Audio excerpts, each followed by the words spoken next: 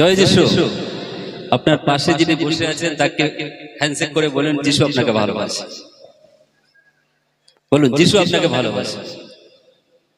ওকে, আমি বিশ্বাস করি যে এই উপাসনার মধ্যে দিয়ে প্রভু আপনার হৃদয়কে প্রস্তুত করেছেন ঈশ্বরের বাক্যকে নেওয়ার জন্য। হালেলুয়া। আমি ধন্যবাদ দিই যে কালভারি কোয়ার টিমকে সুন্দর আরাধনা পরিচালনা তারা করেছেন। ঈশ্বর তাদেরকে আশীর্বাদ করুন, আরো তার রাজ্যের জন্য ব্যবহার করুন। আমি মহান ঈশ্বরকে ধন্যবাদ দিই যে ঈশ্বর একটিবার কে এই সোনাটিকারি ইভাঞ্জেলিক্যাল চার্চ অফ ইন্ডিয়া চার্চে তিনি আমাকে উপস্থিত করেছেন। যদিও আজকে তো আপনাদের সকলকে আমাদের Kolkata evangelical church of India mission যে ডায়োসিস রয়েছে সেই ডায়োসিসের পক্ষ থেকে এবং রাইট রেভারেন্ড স্টিফেন ই দানিয়েল বিশপ মহাশয়ের পক্ষ থেকে আমি আপনাদেরকে শুভেচ্ছা জানাই। ঈশ্বর নিশ্চয়ই আপনাদেরকে এখানে উপস্থিত করেছেন, আশীর্বাদের মধ্য দিয়ে ভরিয়ে দিতে তিনি চান। আর সেই জন্য মহান ঈশ্বরকে ধন্যবাদ দিই এবং আমার ব্যক্তিগত তরফ থেকে আপনাদেরকে শুভেচ্ছা ধন্যবাদ জানাই। এবং ধন্যবাদ জানাই আমাদের এই মণ্ডলী যিনি ভারপ্রাপ্ত পালক রয়েছেন রেভারেন্ড অমিয় কাঞ্জি, তার সঙ্গে সঙ্গে আমাদের এই অঞ্চলে যিনি area chairman reverend David Singh মহাশয়কে আমি ধন্যবাদ জানাই। এবং আমাদের আরেকটি মণ্ডলীর পালক রয়েছেন নামখানা শিবরামপুর মণ্ডলীর রেভারেন্ড বিকাশ সরকার, তাকেও ধন্যবাদ জানাই। উপস্থিত সকলকে ধন্যবাদ জানাই। এই সময় আসুন আমরা ঈশ্বরের বাক্যের দিকে যাই। আমরা জানি যে এই সময়ের মধ্যে দিয়ে আমরা যাচ্ছি প্রস্তুতির সময়, ঈশ্বরের সঙ্গে একান্তে প্রার্থনার সময় আমরা কাটাচ্ছি, যেন প্রভুর আরো সান্নিধ্যে আমরা পৌঁছাতে পারি। আর সেই সুবাদে আসুন এই উদ্দীপনা সবার মধ্যে দিয়ে আমরা একটা ঈশ্বরের বাক্য আমরা দেখি, যেটা লেখা রয়েছে জোয়েল পুস্তক, ভাববাদী পুস্তক আমরা যদি খুলি 2 অধ্যায় 12 এবং 13 পদ যদি আমরা দেখি, জোয়েল ভাববাদী পুস্তক তার 2 অধ্যায় 12 এবং 13 পদ আমি পাঠ করছি। সদাপ্রভু ঘোষণা করেন, তোমরা এখনই তোমাদের সম্পূর্ণ মনে প্রাণে আমার কাছে ফিরে এসো। তোমরা উপবাস ও কান্নার সঙ্গে শোক করতে করতে ফিরে এসো। তোমাদের পোশাক নয়, কিন্তু তোমরা নিজের নিজের হৃদয় বিদীর্ণ করো। তোমরা তোমাদের ঈশ্বর সদাপ্রভুর কাছে ফিরে এসো, কারণ তিনি অনুগ্রহকারী ও সহানুভূতিশীল, বিলম্বে ক্রোধ করেন ও সীমাহীন তার ভালোবাসা। তিনি বিপর্যয় প্রেরণ করে দয়াদ্র হন। যদিও এটা একটা চলিত ভাষা, আমরা যেটা উইলিয়াম কেরি ভার্সন আমরা পাঠ করি, আর সেটা একটু অন্যরকম। নিশ্চয়ই সেটা আমরা পাঠ করে আমি যখন করলাম আপনাদের মধ্যে এটা সন্দেহ, এটা কোন বই আমি 5টা পাঠ করছে। তো এই বিষয়ে আসলে আমরা প্রার্থনা করি যে প্রভু যেন এই বাক্যের মধ্যে দিয়ে তিনি আমাদের সঙ্গে কথা বলেন। হালেলুয়া। ঈশ্বর ঘোষণা করছেন, তোমরা এখনই তোমাদের সম্পূর্ণ মনে প্রাণে আমার কাছে ফিরে এসো। তোমরা উপবাস ও কান্নার সঙ্গে শোক করতে করতে ফিরে এসো। তোমাদের পোশাক নয়, কিন্তু তোমাদের নিজের হৃদয় বিদীর্ণ করো। যেটা উইলিয়াম কেরি ভার্সনে লেখা আছে, তোমাদের নিজের বস্ত্র নয়, কিন্তু হৃদয়কে চিরো। আজকের যারা আমরা খ্রিস্ট বিশ্বাসী, হতে পারে আমরা জন্মগত খ্রিস্টান, হতে পারে হয়তো 5 বছর আগে প্রভুর সঙ্গে আমার পরিচয়, হতে পারে 2 বছর।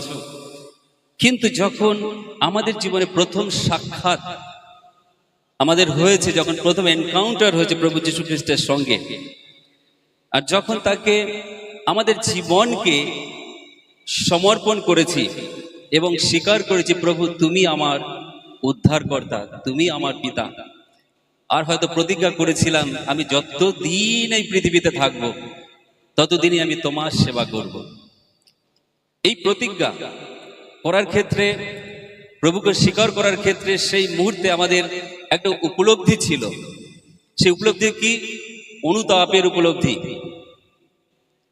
যে বিগত দিনের সমস্ত অন্যায় অপরাধ নিয়ে প্রভুর কাছে চোখের জলে এসে বলেছি, প্রভু তুমি আমাকে ক্ষমা করো, তুমি আমাকে সাহায্য করো, আমি একটি নতুন জীবন পেতে চাই, আমি আমার জীবনে শান্তি পেতে চাই।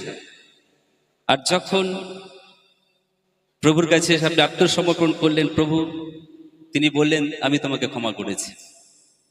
আর সেই ক্ষমার দ্বারা যখন আপনি শান্তি পেয়েছেন, আর সেই শান্তি নিয়ে এগোতে এগোতে এগোতে যখন বিভিন্ন সহযোগিতার মধ্যে আপনি চলছেন, চলতে চলতে হয়তো একটা সময় এসে আপনি দাঁড়াচ্ছেন যে প্রথম যে প্রেম, সেই প্রেম হয়তো এখন আপনার মধ্যে আর দেখা যাচ্ছে না।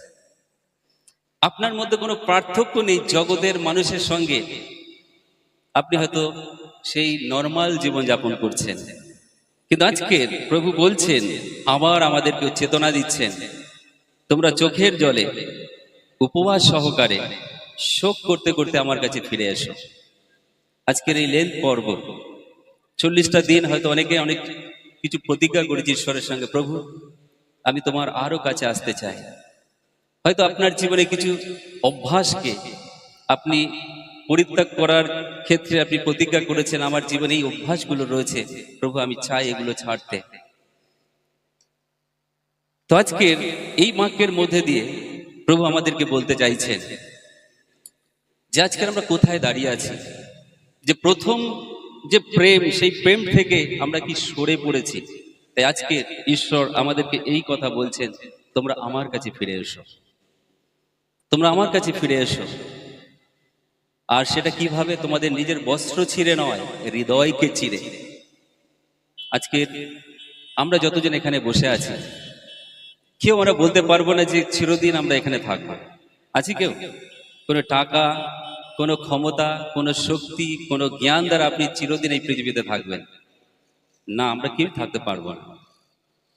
কিন্তু আজকে যখন এই উদ্দীপনা সভা, কেন উদ্দীপনা সভা, কিসের কারণে আমাদের উদ্দীপনা সভায় আমরা আয়োজন করি?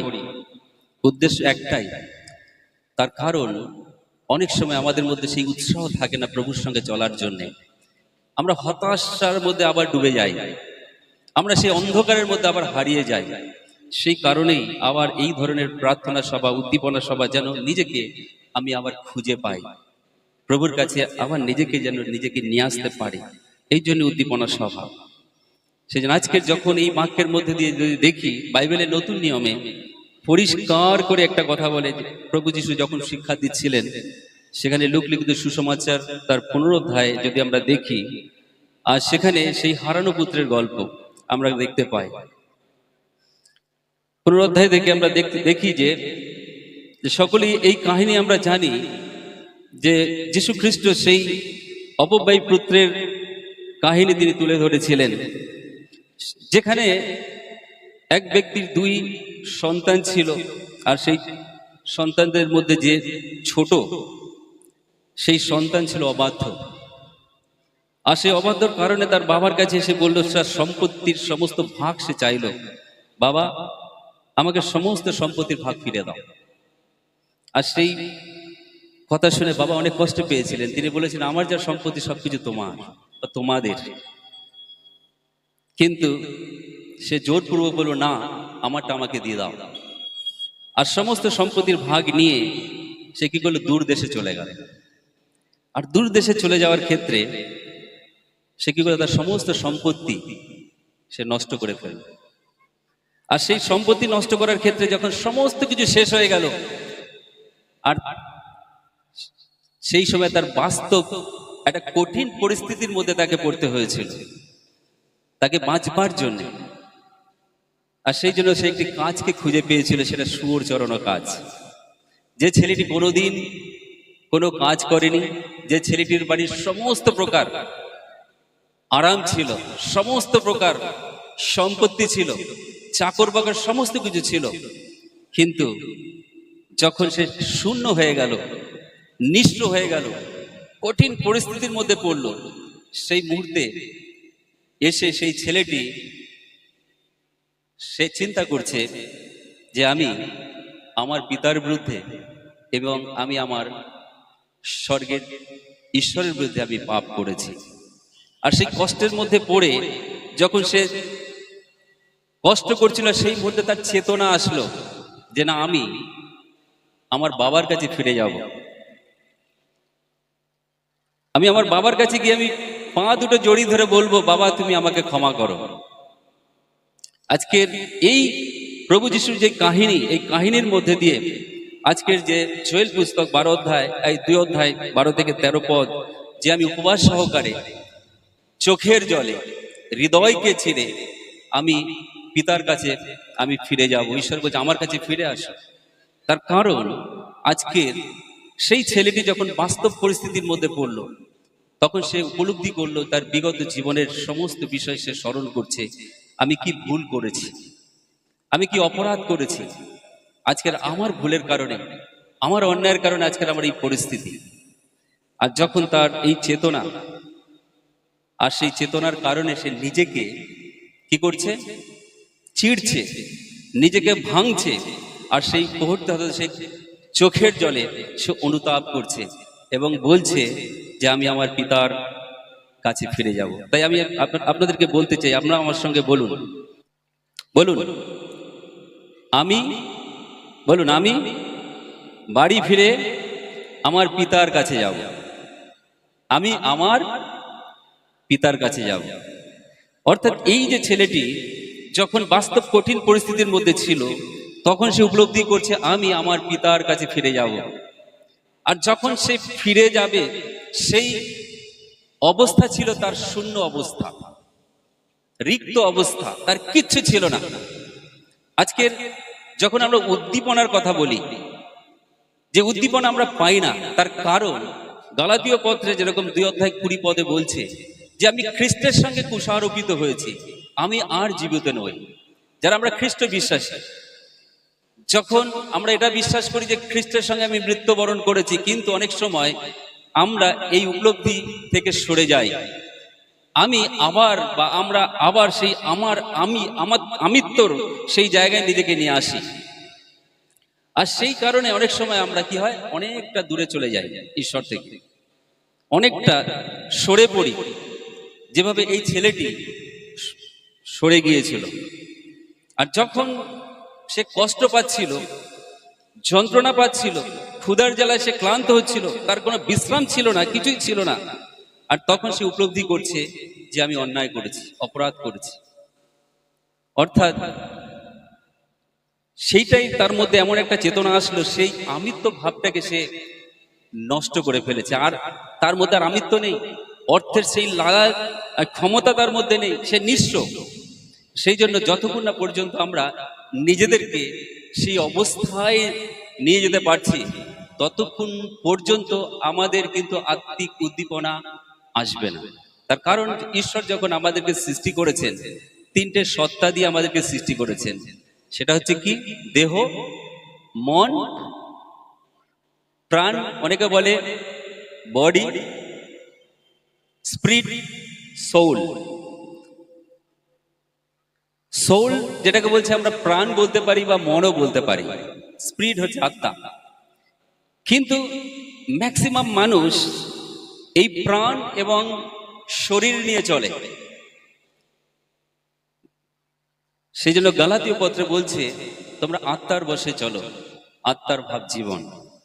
আর আত্মার ফল 9টা আমরা জানি, প্রেম, শান্তি, আনন্দ, দীর্ঘশ্বাসতা, মাধুর্য, মঙ্গল ভাব, মৃদুতা, বিশ্বস্ততা, ইন্দ্রিয় দমন। কিন্তু আজকের ম্যাক্সিমাম মানুষ যখন এই আমি আমি আমি আর ইন্দ্রিয়, পঞ্চেন্দ্রিয়, এটা বন্ধুর মতো, এই দুটোকে দিয়েই তার শরীরকে পরিচালিত করে। এই আমি অর্থাৎ প্রাণিক বিষয়টা যতক্ষণ না পর্যন্ত আমি মারতে পারছি, ততক্ষণ পর্যন্ত আমার আধ্যাত্মিক শক্তি জাগরিত হবে না। সেই জন্য যখন আমরা খ্রিস্টকে গ্রহণ করেছি, অর্থাৎ আমিকে, অর্থাৎ খ্রিস্টের সঙ্গে ক্রুশারোপিত করেছি, আর এর দ্বারা কি হচ্ছে, খ্রিস্টই আমার মধ্যে জীবিত আর খ্রিস্টই আমাকে পরিচালিত করছে, এটাই উপলব্ধি। কিন্তু অনেক সময় খ্রিস্টকে আমরা সেই পরিচালনা করার অধিকার আমরা দেই না, আবার সেই আমিকে আবার ক্ষমতা দেই যে তুমি আবার তোমার মতো করে তুমি পরিচালিত করো। আর তখনই হয় সমস্যা। আর সেই সমস্যা যখন আমরা পড়ি, তখনই আমাদের জীবনে দেখা যায় কি, অশান্তি। আমাদের জীবনে দেখা যায় সমস্ত কষ্ট, যন্ত্রণা, সমস্ত অসুস্থতা। আর সেই জন্য আজকে যেভাবে সেই ছেলেটি, হারানো ছেলেটি যখন সেই কঠিন পরিস্থিতির মধ্যে, তখন সে উপলব্ধি করেছে যে আমি বাবার বিরুদ্ধে এবং ঈশ্বরের বিরুদ্ধে আমি অন্যায় করেছি। আর সেই অবস্থা ছিল তার রিক্ত অবস্থা। সেই সময় তার মনের চেতনা আসলো, অর্থাৎ সেই মুহূর্তে তার দরকার ছিল কি, শান্তি। তার দরকার ছিল বিশ্রাম, তার দরকার ছিল আশীর্বাদ। আর সেই কারণেই তার একটা সিদ্ধান্ত নিয়েছিল, সেটা কি? ক্ষমা। সেই ক্ষমা হচ্ছে একটা চাবি, যে চাবির মধ্যে দিয়ে আমরা কি করতে পারি? সেই তালা খুলতে পারি, যেখান থেকে আমরা কি পেতে পারি? শান্তি পেতে পারি, আশীর্বাদ পেতে পারি, আমরা বিশ্বাস পেতে পারি, আমরা নতুন জীবন পেতে পারি। যখন ওই ছেলেটির উপলব্ধি আসলো যে আমি আমার বাবার কাছে গিয়ে আমি ক্ষমা চাইবো, পা দুটো ধরে, আমি তোমার বিরুদ্ধে অন্যায় করেছি, তুমি ক্ষমা করো আমাকে, এই ইচ্ছা, এই সিদ্ধান্ত নিয়ে তার বাবার কাছে ফিরে গেল। আর বাবা তো তাকে জন্ম দিয়েছে, সন্তান যতই খারাপ হোক না কেন, তার প্রতি তার অগাধ ভালোবাসা। সে সমস্ত সময় তার সন্তানের কথা চিন্তা করে, তার ছেলে কখন তার কাছে ফিরে আসবে। আর যখন দেখলো ছেলেটি ফিরে আসছে, নিশ্চয়ই তার পোশাক রাজকীয় পোশাক ছিল না, ভিখারির বেশ ছিল, নোংরা দুর্গন্ধ অবস্থায়, কারণ শুয়োর চড়াতো, তার কিরকম পরিস্থিতি হতে পারে। সেই অবস্থায় সে দৌড়ে এসে যখন তার বাবার পা দুটো জড়িয়ে ধরলো, বাবা কি করলো? তাকে বুকে জড়িয়ে চুমু করলো, তাকে আদর করলো। এবার বলল, কি আছিস? ভালো পোশাক দে, সোনার আংটি দে, ভালো উৎসব হবে, খাওয়া দাওয়া হবে, আনন্দ হবে। অর্থাৎ তার যে সিদ্ধান্তের মধ্যে দিয়ে, যখন সেই সিদ্ধান্ত নিয়ে যে বললো আমি বাবার কাছে ফিরে যাব, আর যখন সে ফিরে আসলো, বাবা তাকে ক্ষমা করেছে।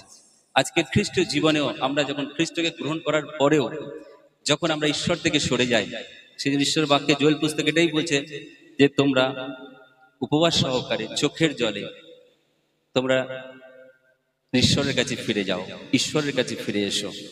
তাই আজকের আমাদেরকেও আজকের এই লেন্থ পিরিয়ডে এটাই আমাদের চিন্তা নিয়ে আসতে হবে, যেন আমরা আমার বাবার কাছে অর্থাৎ ঈশ্বরের কাছে ফিরে আসি।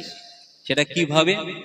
যে বিগত দিনে যা কিছু আমি করেছি তার জন্য অনুতাপ করতে হবে, আর সেই হৃদয়কে প্রস্তুত করতে হবে ক্ষমার হৃদয়, যে প্রভু আমি তোমার কাছে এসে তুমি ক্ষমা করো, আমি জানি তুমি আমাকে ক্ষমা করেছো, কিন্তু আমি আবার সেই ভুলের দিকে আমি নিজেকে নিয়ে পরিচালিত করেছি, কিন্তু তুমি আজকের আমাকে আহ্বান জানিয়েছো যে আমি যেন তোমার কাছে ফিরে আসি।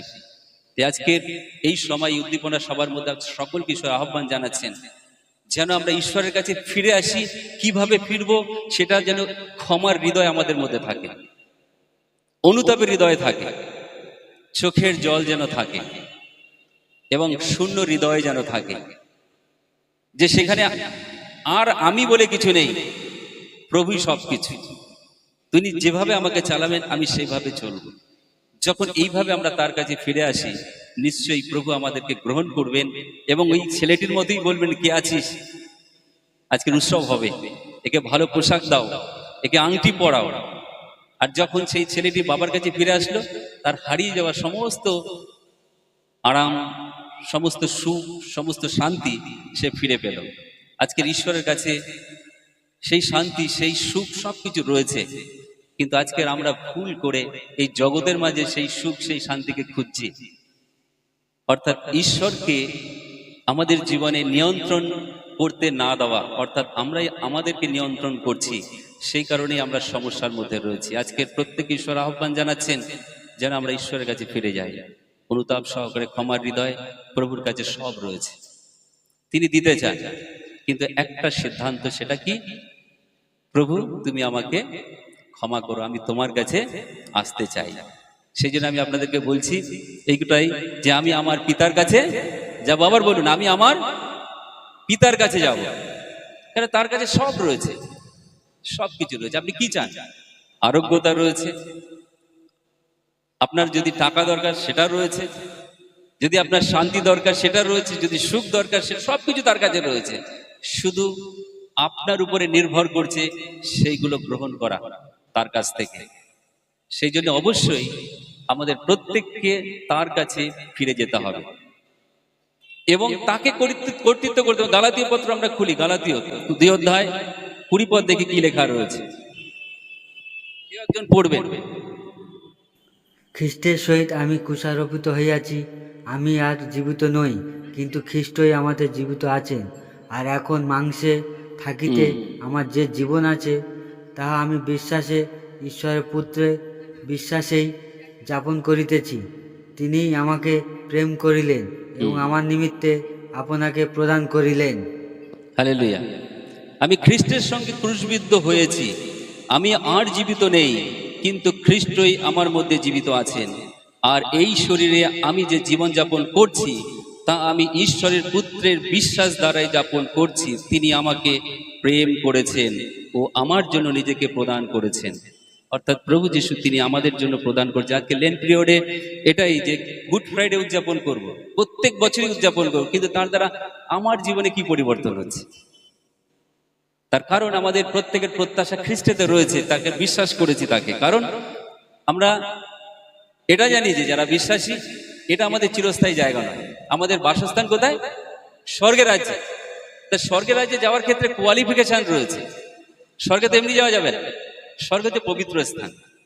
আজকে যতজন বসে আছি বুকে হাত দিয়ে বলুন, আপনি পবিত্র আছেন? পবিত্র? তাহলে কি সেখানে যাওয়া যাবে? যাওয়া যাবে? নিশ্চয়ই যাওয়া যাবে। কারণ যিশুকে আপনি বিশ্বাস করেছেন, আপনাকে পরিত্রাণ দিয়েছে। কিন্তু তবু যখন যিশু ক্ষমা করেছেন, একটা কথা বলেছেন, তোমরা আর পাপ করো না। কিন্তু আমরা তার কাছ থেকে ক্ষমা পেয়েছি, কিন্তু আমরা সেই কাজটাই করছি। তো সেই কারণেই এই সময় বলছেন যে এই লেন্ট পিরিয়ডে বলছে তোমরা আমার কাছে ফিরে আসো। কিভাবে ফিরে আসবো? ক্ষমার হৃদয় নিয়ে আসবো, অনুতাপের হৃদয় নিয়ে আসবো।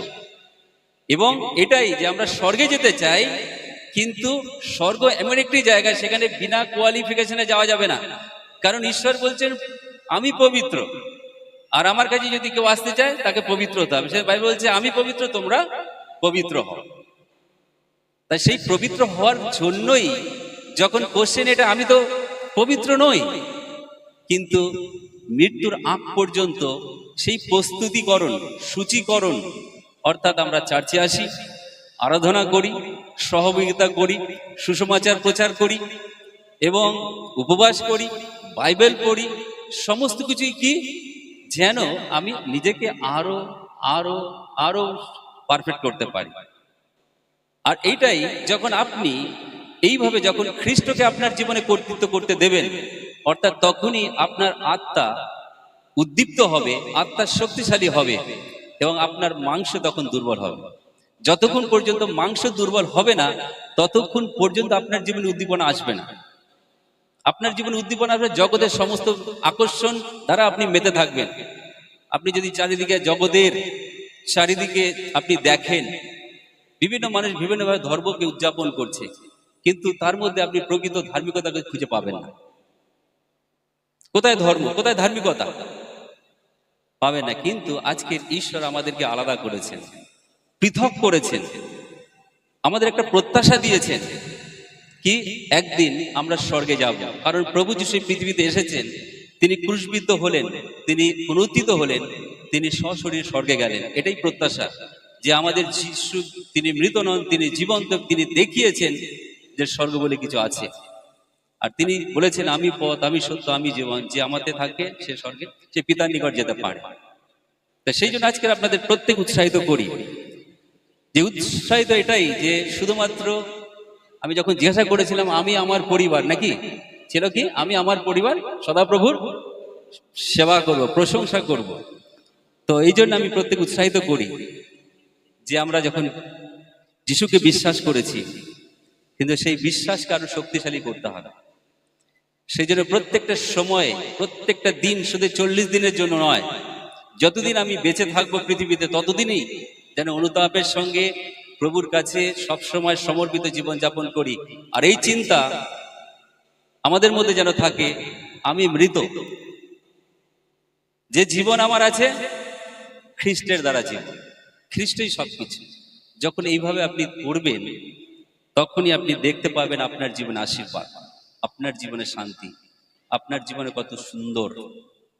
কিন্তু যদি আমরা ঈশ্বরকে আমাদের জীবনে কর্তৃত্ব না করতে দেই, আমরা নিজেরাই যদি কর্তৃত্ব করতে থাকি, তাহলে সবকিছু। আজকের ওই ছেলেটি কিন্তু সে মনে করেছে যে সম্পদ দ্বারাই আমার জীবনে কর্তৃত্ব করব, সবকিছু করব, কিন্তু সম্পদ চিরস্থায়ী নয়। সব হারিয়ে গেল। যখন বাস্তব পরিস্থিতি পড়লো, সে উপলব্ধি করছে আমার বাবার বাড়িতে কত মজুর রয়েছে, কত খাবার রয়েছে, কত আরাম রয়েছে। আজকে আমার ভুলের কারণে এই জায়গায় আমি পৌঁছেছি। তো একটা সিদ্ধান্ত নিল কি, আমি আমার বাবার কাছে ফিরে যাব, তার পা দুটো ছড়িয়ে বলবো ক্ষমা করো। কিন্তু যখন সেদিন ফিরে আসলো, তার বাবা তার সমস্ত হারিয়ে যাওয়া সম্পদ ফিরিয়ে দিল, তার শান্তিকে ফিরিয়ে দিল, তাকে একটা নতুন জীবন দিল। আজকের ঈশ্বর আমাদের প্রত্যেককে একইভাবে যখন অনুতাপ সহকারে আবার প্রভুর কাছে আমরা আসি, প্রভু আমাদেরকে নতুন জীবন দেবেন, প্রভু আমাদেরকে ক্ষমা দেবেন, তিনি আমাদেরকে আশীর্বাদ করবেন এবং আমাদের জীবনে যা প্রয়োজন তিনি আমাদেরকে দেবেন। সেই জন্য আজকে প্রত্যেক উৎসাহিত করি যে আমরা যেন সপরিবারে যেন সময় করে প্রভুর কাছে আমরা আসি, প্রার্থনা করি এবং নিশ্চয়ই প্রভু তার অনুগ্রহের মধ্যে দিয়ে তিনি আমাদেরকে আশীর্বাদ করবেন। আর অনুগ্রহ শব্দটা এমন একটি শব্দ, এটা মনে করবেন না যে স্বর্গ থেকে ঈশ্বরের হাত নেমে আসবে আপনার উপরে, মাথা স্পর্শ করবে, আপনি সুস্থ হয়ে যাবেন। না, অনুগ্রহ আপনাকে আমাদেরকে অলরেডি দিয়ে দিয়েছে। আর সে অনুগ্রহ হচ্ছে বাইবেল, অনুগ্রহ হচ্ছে প্রার্থনা, অনুগ্রহ হচ্ছে উপবাস, অনুগ্রহ হচ্ছে সুসমাচার প্রচার। এই অনুগ্রহ যখন নের নিচে আমরা যখন আসি, তখন আমাদের জীবনে আমরা দেখতে পাই কত প্রকৃত শান্তি, প্রকৃত আশীর্বাদ। সেই জন্য ঈশ্বর আমাদেরকে যখন বাক্য দিয়েছেন, আর বাক্য দ্বারাই তিনি আমাদেরকে দেখিয়ে দেন আমরা কোথায় দাঁড়িয়ে আছি। সেই জন্য এটাই হচ্ছে একটা মানদণ্ড। মানদণ্ড মানে ফিতে, যেটা প্রত্যেকটা জিনিস মাপার যন্ত্র আছে।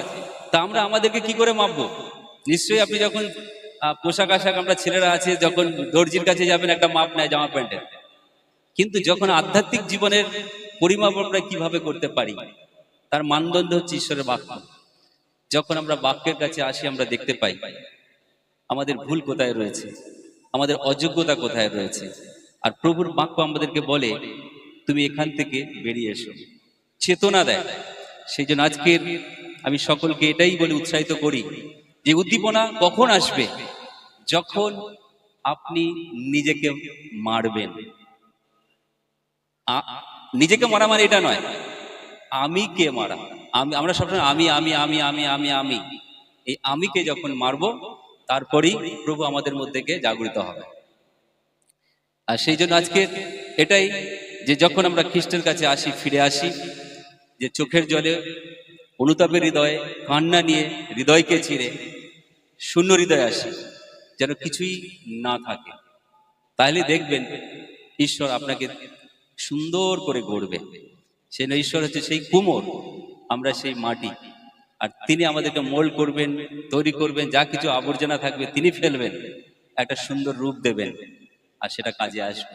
ঈশ্বর চান শুধু আপনি গান করবেন, শুধু প্রার্থনা করবেন, আরাধনা করবেন, তা না। ঈশ্বর চান যেন তার অসমাপ্ত কাজকে যেন আপনাদের দ্বারা, আমাদের দ্বারা তিনি করতে চান। সেটা কি? সুসমাচার প্রচার। যে আমরা চার্চের অধীনে আছি, evangelical church of India mission, এই মিশনের একটা দর্শন রয়েছে। 2056 সাল এর মধ্যে সারা ভারতবর্ষে 1 লক্ষ মণ্ডলী হবে, 1 কোটি বিশ্বাসী। এটা হচ্ছে শুধু evangelical church of India mission সকল বিশ্বাসীর দর্শন, যে কি করে আমরা 1 লক্ষ মণ্ডলী তৈরি করব। যেন প্রত্যেকটা গ্রামে একটা মণ্ডলী থাকে। সেই জন্য প্রত্যেক বিশ্বাসীর দায়িত্ব রয়েছে সুসমাচার প্রচার করা। কখন আমরা সুসমাচার প্রচার করতে পারি? যখন সম্পূর্ণ সমর্পণ আমাদের মধ্যে থাকে, ঈশ্বরের অনুগ্রহে যখন আমরা চলি, তখন আত্মা আমাদেরকে পরিচালিত করে। আত্মা আমাদের সঙ্গে বলে তোমরা যাও, কত মানুষ দেখো হারানো অবস্থায় আছে। আর কারণ যিশুর হৃদয় হচ্ছে আমাদের হৃদয় হওয়া দরকার রয়েছে। তিনি প্রত্যেকটা হারানো আত্মার জন্য তিনি চিন্তা করেন। সেই জন্য আজকে আমাদের মনে রাখতে হবে যে ইভাঞ্জেলিক্যাল চার্চ অফ ইন্ডিয়া মিশনের লক্ষ্য হচ্ছে যেন প্রত্যেকটি গ্রামে একটি মণ্ডলী, প্রত্যেকটি মানুষ তার জীবনকালে যেন একবার সুসমাচারকে শুনতে পায়। সেই জন্য আজকের আমাদের প্রত্যেকের দায়িত্ব রয়েছে, যেন সেই দায়িত্বকে পালন করি। এর দ্বারাও প্রভু আমাদেরকে আশীর্বাদ করেন। যেমন করে আপনাদেরকে বললাম যে এই সোনাটিকারি 1999 সালে আমি প্রথম আসি, আমার জীবনের প্রথম মিশনারি জার্নি। কিন্তু আজকের ঈশ্বরকে ধন্যবাদ দিই যে আজকের এখানে চার্চ সবকিছু এত লোক এখানে রয়েছেন। তো আগামী দিনে হয়তো আগামী 50 বছর পরে দেখবেন এখানে অনেক লোক হয়ে যাবে, যদি আমরা সবাই একসঙ্গে হাতে হাত মিলে সুসমাচার প্রচারের কাজ করি। আর সেই কারণে আজকে আপনাদেরকে বলি যেন আমরা সুসমাচার প্রচার করি, এটা ঈশ্বরের আজ্ঞা, মহান আদেশ। এই আদেশকে যেন আমরা পালন করি। আর সেই জন্য আসুন আমরা প্রত্যেকেই প্রত্যেক দিন যেন শুরুতেই আমরা প্রভুর কাছে সমর্পণ করতে পারি নিজেকে, চোখের জলে, হৃদয়কে ভেঙে, উপবাস সহকারে। এর দ্বারা আমরা দেখতে পাবো যে আমাদের জীবনে ঈশ্বর কত আশীর্বাদ রেখেছেন। শুধুমাত্র একটা সিদ্ধান্ত পরিবর্তনের প্রয়োজন রয়েছে। আমি এতদিন যে পথে আছি আর নয়, প্রভু আমি তোমার দেখানো পথে চলতে চাই। শুধুমাত্র এই সিদ্ধান্তকে আপনি পরিবর্তন করে ঈশ্বরের দেখানো পথে যদি যখন আপনি চলবেন, প্রত্যেকটা মাইল ফলকে দেখতে পাবেন যে এক একটা আশীর্বাদ আপনার জন্য রয়েছে। আর আশীর্বাদগুলো আপনি সংগ্রহ করতে থাকবেন। আর যখন জীবনের শেষ পর্যায়ে এসে দাঁড়াবেন, হতে পারে মৃত্যুর শয্যায়, তখন আপনি মরতেও ভয় পাবেন না। আপনার জন্য দেখতে পাবেন স্বর্গের দুয়ার খোলা রয়েছে। আর যে জীবন্ত প্রত্যাশা যে না আমি আমার পিতার কাছে যাব, যেখানে চোখের জল নেই, যেখানে কান্না নেই, যেখানে সূর্যের আলো দরকার নেই, সেখানে চাঁদের আলো দরকার নেই, সেখানে সমস্ত শান্তি প্রভু রেখেছেন। আর এটাই প্রত্যাশা নিয়ে প্রত্যেকদিন আমরা চার্চে আসা, গির্জাতে আসা, কেন? যে আমরা স্বর্গে যাব। আর এটাই প্রস্তুতি পর্ব, এই উদ্দীপনা সভা, যেন আমরা নিজেকে আরেকবার করে দেখতে পারি, পরীক্ষা করে আমি কোথায় দাঁড়িয়ে আছি। সেই জন্য আজকের আপনি নিজেকে পরীক্ষা করে দেখুন আপনি কোথায় দাঁড়িয়ে আছেন। যদি দেখেন যে আপনি অনেক দূরে আছেন, কিন্তু প্রভু আপনাকে সময় দিয়েছেন, সুযোগ দিয়েছেন যেন আপনি প্রভুর কাছে ফিরে আসতে পারেন। আর সেই জন্য প্রভু আপনার চোখের জল দেখতে চান, আপনার ভাঙা হৃদয়কে দেখতে চান, আপনার উপবাসকে দেখতে চান। আর সেই জন্য ভস্য বুধবার আমরা পালন করি। ছাই মাখার বিষয় পুরাতন রূপে দেখতে পাই। ছাই মানে এটাই যে আমাদের জীবন ক্ষণিক, আমাদের জীবন ছায়ের মতো। আর সেই জন্য যখন প্রভু বলেন আজকের এই সময় তোমরা আমার কাছে ফিরে আসো, যদি আমরা মুখ ফিরে তাহলে সেটা আমাদের কি হবে? আমাদের জীবন অভিশাপ নেমে আসবে, অভিশাপ নেমে আসবে। যেন সেই অভিশাপের ভাগী না হয়, যেন ঈশ্বরের আশীর্বাদের ভাগী হতে পারি। সেই জন্য আসুন আমরা সকলে চোখ বন্ধ করি এবং নিজেকে আত্মপরীক্ষা করি। আজকে জোয়েল ভাগবতী পুস্তকে যে কথা বলছে তোমরা আমার কাছে ফিরে এসো, আমরা দেখি যে লুকলিত সুসমাচার 15 অধ্যায় প্রভুর সেই গল্প হারানো পুত্রের বিষয়ে, সেই ছেলেটির যে সিদ্ধান্ত নিল আমি আমার পিতার কাছে ফিরে যাব। আর পিতার কাছে ক্ষমা ছিল, পিতার কাছে শান্তি ছিল, পিতার কাছে আশীর্বাদ ছিল। আজকের ঈশ্বরের কাছে সব কিছুর শান্তি রয়েছে, আশীর্বাদ রয়েছে, ভরপুর জীবন রয়েছে। শুধুমাত্র প্রভু একটি সিদ্ধান্তকে আমাদের জীবন থেকে দেখতে চান, সেটা হচ্ছে অনুতাপের, ক্ষমার যেন হৃদয় প্রভু দেখতে পান আমাদের মধ্যে দিয়ে। তাই প্রার্থনা করি প্রভুর কাছে, প্রভু আমি তোমার সান্নিধ্যে উপস্থিত হয়েছি, তুমি আমাকে সাহায্য করো। আমি তোমাকে জানার সত্ত্বেও হয়তো আমি আমার নিজের পথে আমি চলতে শুরু করেছি। এর দ্বারা আমার জীবনে অনেক দুর্দশা, অনেক কষ্ট, অনেক সমস্যার মধ্যে আমি রয়েছি, অনেক অশান্তির মধ্যে রয়েছি। প্রভু আমি শান্তি চাই, প্রভু আমি তোমার আশীর্বাদ চাই। প্রভু তুমি আমাকে সাহায্য করো, আমাকে দয়া করো।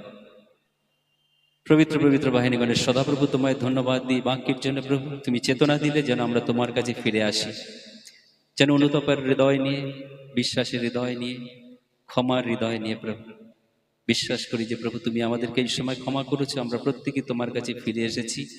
আমাদের নতুন হৃদয় দিয়েছো, নতুন মন দিয়েছো, আমাদেরকে আশীর্বাদ করেছো, আমাদেরকে ক্ষমা দিয়েছো। প্রভু সেই ক্ষমা আশীর্বাদ নিয়ে প্রভু আমরা ফিরবো, যেন আমরা কখনোই ভুলে না যাই তোমাকে, যেন সর্বদাই আমাদের চিন্তার মধ্যে, ভাবনার মধ্যে, কাজের মধ্যে যেন তোমাকে রাখতে পারি। তবেই হবে আমাদের জীবনে উদ্দীপনার সবার সার্থকতা। তাই প্রভু এই সবার মধ্যে দিয়ে সকলকে সেই আশীর্বাদ করো, যেন সেই তোমার দেওয়া উদ্দীপনা নিয়ে সে আরো বৃদ্ধি হতে পারে, আরো শক্তিশালী হতে পারে। আমরা জানি প্রভু যে একদিন প্রভু আমরা তোমার সঙ্গে যাব, কিন্তু তুমি বলছো যে আমি পবিত্র, তোমরা পবিত্র হও। তাই আমাদের প্রত্যেকটা জীবন, প্রত্যেকটা দিনের প্রচেষ্টা তোমার অনুগ্রহের মধ্যে দিয়ে যেন নিজেদেরকে সূচি আরো পবিত্র করে তুলতে পারি, আরো গড়ে তুলতে পারি, সেই আশীর্বাদ আমাদেরকে দাও প্রভু। মহিমা তোমার হোক, গৌরব তোমার হোক, প্রার্থনা যিশুর নামেতে চাইলাম, আমেন। ঈশ্বর আপনাদের আশীর্বাদ করুন।